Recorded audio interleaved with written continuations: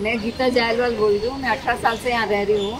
उस दिन रात को 1 बजे इतना जोर से आवाज़ आया, हम लोग डर गए। मैं सीनियर सिटीजन हूँ, मैं 76 साल की हूँ।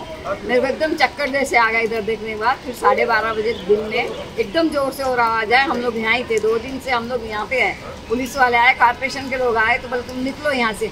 हम एक एक कपड़े में निकले। हमारे 4-5 बच्चे हैं, वो लोग सब बेचारे रोड पे गए। हमारे को किसी ने हेल्प नहीं किया और हमको बोलते चुप रहो तुम। चुप रहने का क्या, हमारे को बोलते जल्दी निकलो बाहर। एक एक कपड़े से सब लोग निकले हम लोग, और हमारे को अभी तक कुछ भी नहीं मिला इन लोगों की तरफ से। नमस्कार, माझं नाव शिवाजी डोलारे, मी बाजूलाच राहतो। तर हा जो नदी सुधार जो प्रकल्प आहे हे आपण पाहू शकता। हां, ते साधारण 50 मीटर ती रुंदीकरण आहे आणि त्या बाजूला तर हे जवळजवळ रिव्हरमध्ये नदी पात्रात 100 मीटरचं त्यांनी थोडक्यात अतिक्रमण झालेलं आहे। तेच जर 50 मीटर या साईडला असतं तर आज नदीचं पाणी इथपर्यंत नसतं आलं। नमस्कार, मी संजय कटारे। आज 20 वर्ष या ठिकाणी मी राहतो पॉप्युलर 2 मध्ये।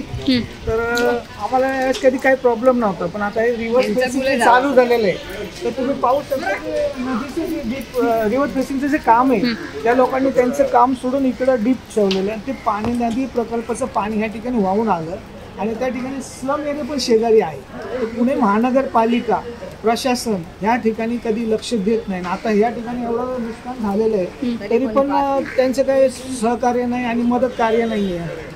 आता या ठिकाणी 25 ते 30 हजार रुपये भाडं द्यावं लागतं। सगळ्या बिल्डिंगच्या लोकांना खाली केलेलं आहे। यांनी जायचं कुठं आणि यांनी कुणाला मदत मागायची? आज बिल्डरनी बनवलंय, हा कचरा बनवलेला आहे। या ठिकाणी तुम्ही पाहू शकता, हा कचरा दिसतो, हा कचरा असं बिल्डरनी बनवलेला, ह्याला परवाना कसा दिला बिल्डरला? आणि ह्याच्यामुळं मानसिकरित्या पब्लिक सिटीचं नुकसान होते। तरी कृपा करून प्रशासनाने याकडे लक्ष देण्यात यावं आणि लवकर लक्ष देण्यात यावं।